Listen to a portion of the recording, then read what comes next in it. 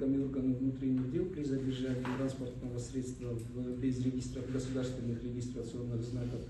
На сегодняшний день доследственная проверка она идет.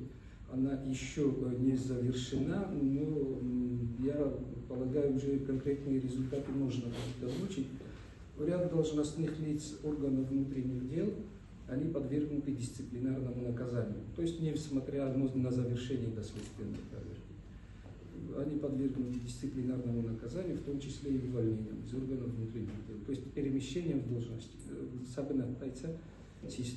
Касаемо потерпевших, у их требований в основном в этом и заключалось, провести проверку, наказать виновных в, так сказать, недопустимых мерах воздействия. И, соответственно, на сегодняшний день мы располагаем заявлениями от потерпевших, где они просят производство по ранее поданным заявлениям прекратить, они удовлетворены принятыми на сегодняшний день